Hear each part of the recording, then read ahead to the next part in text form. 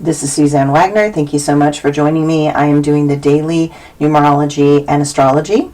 This one happens to be for March 26, 2021. If you add all those numbers together, you get the number 16. And if you add the 1 and the 6 together, you get one of my favorite numbers, the number 7. The number 7 amplifies the need for functional patterns that support the positive change needed at this time in history. This number points us in the direction of systems that follow the natural order or the universal laws.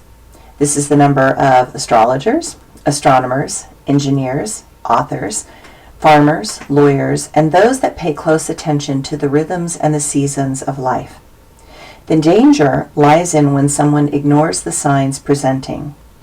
The goal with the number 7 is understanding. When we understand the nature of things, we can anticipate outcomes in a healthy way and do not feel at the whims of fate. This is a number that tends to be quiet, contemplative, and investigative. It asks us to ponder the more important questions of the universe. It asks us to look at our place in this world and make better choices to manifest outcomes that have a more significant impact. The astrology today. The moon is in Virgo on Friday, perfect for organizing lists and making plans for what you intend to accomplish over the weekend.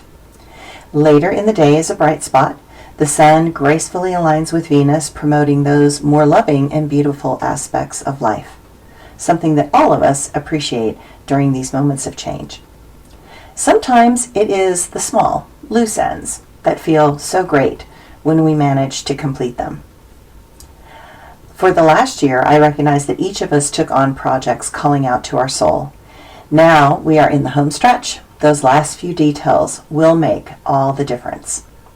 Because Virgo is a sign that is about health, work, and service, ask yourself if you can do something to make a difference in your community.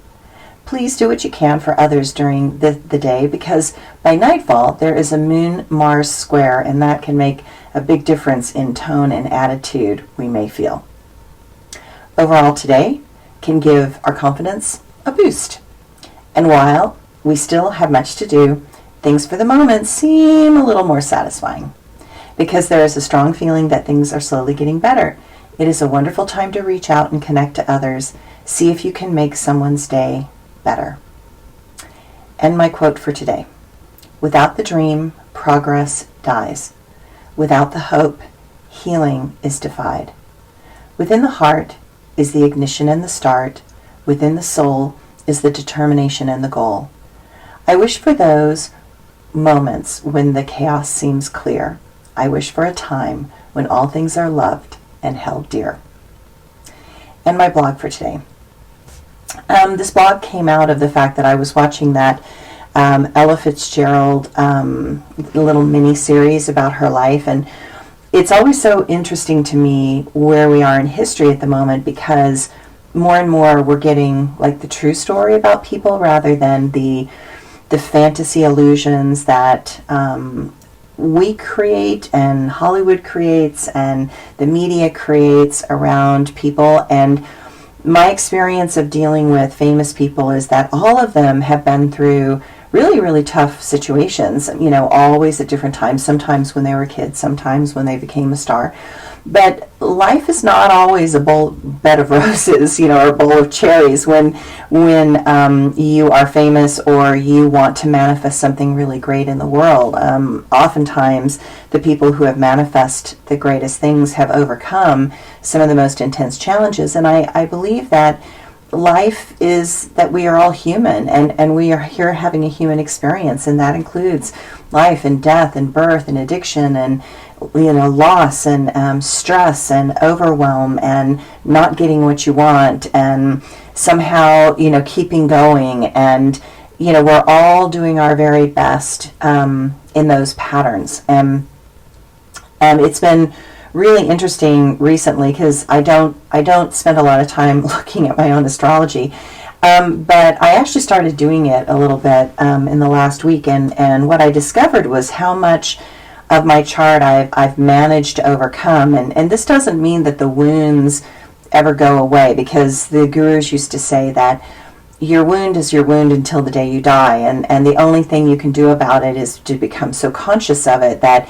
you don't let it trip you up, or you don't let it pull you into the negative patterns that have created more suffering, that you're very aware of that particular pattern. And the gurus that I have most admired and looked up to were all the ones that admitted where they were not enlightened. You know, they admitted where they were still working on things, or where their personal human glitch was. And they would tell you, you can't totally trust me here because this is where I'm not perfect, right? And what was wonderful about that for me was recognizing that you don't have to be perfectly enlightened in order to share the gifts that you have in the world.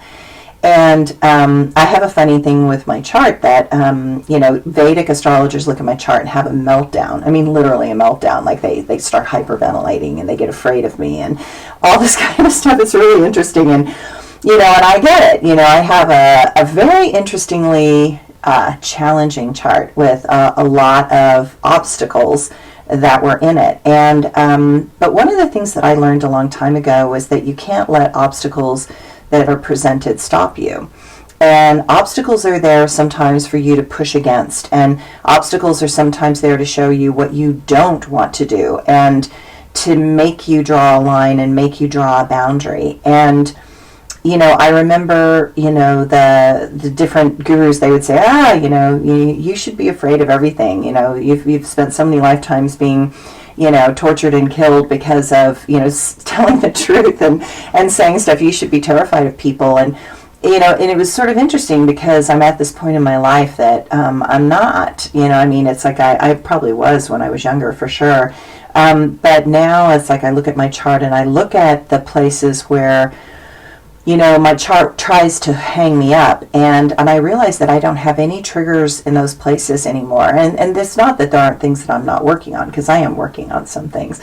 But I was surprised at some of the core elements of my natal chart that I went, wow, I have like no trigger on that at this point anymore. And that was just this huge relief, because the gurus used to always say that completion is neutral. So when you're just completely neutral and you're not triggered by something, even when it shows up, it's like, okay, well, that's just one more thing. Life is about one more thing, and, life is always going to create resistances and stuff, and it's not personal. And I've learned to kind of not take things personally. So this long blog starts out just because of the Ella Fitzgerald mini-series, which is awesome, by the way. Everybody should watch it. And in recognizing, all these challenges that famous people overcome, and then me reflecting again on the challenges that I've actually managed to overcome, and major obstacles that the universe has repeatedly put in my space, and I just don't decide to take the limitation as the absolute truth. And I don't think anyone should take a limitation within themselves as an absolute truth. I think that some things happen in life that it takes lifetimes for us to work through, and I clearly have some of those that I've been working on in this lifetime, but quite a few of them I'm further along than I anticipated, which is really amazing, and a place where I went, wow, okay, I guess I have learned something in this particular journey. So my blog today, I was contemplating the journeys of those that have manifested these great things in the world. And when anyone looks past the image and the incredible things that this person presented in this world, other parts previously missed become apparent. When we strip away the myths and the stories created by those who want to spotlight only certain aspects of a person, we discover the hidden magnificence and passionate determination that fostered that star's power and light into the world. And everyone's life story has pitfalls and problems. No one ever gets a free pass in life. I hope for a world where the wonderful reality and truth continue to come out and into the light of shared connection and respect. All significant actions require great sacrifice. No one knows when that sacrifice is going to be taken and required. No one ever starts towards that goal of greatness with the awareness that gifts intended to impact the world will require untold amounts of energy and effort. it is as if that goal illuminates a path in front of the person, and then they intentionally step on that path as their world transforms into a magic carpet ride with twists and turns that they did not see until those moments were upon them. So today, I want you to it would be awesome if you have the time to kind of go in and, really go into some of the astrological places and look at your chart and look at what you came in to learn, and look at your North Node and South Node and your Chiron, and see if you've learned anything, see if you've grown. I mean, I was sort of pleasantly surprised, because I'm like, oh yeah, that used to be true. It was true, very true, but I don't trigger on that at all anymore. And maybe start to see how much you have grown and how much you have learned and how much you have overcome, and help yourself reclaim that confidence that this life had meaning and purpose, maybe just not the meaning and purpose that we oftentimes set out to accomplish.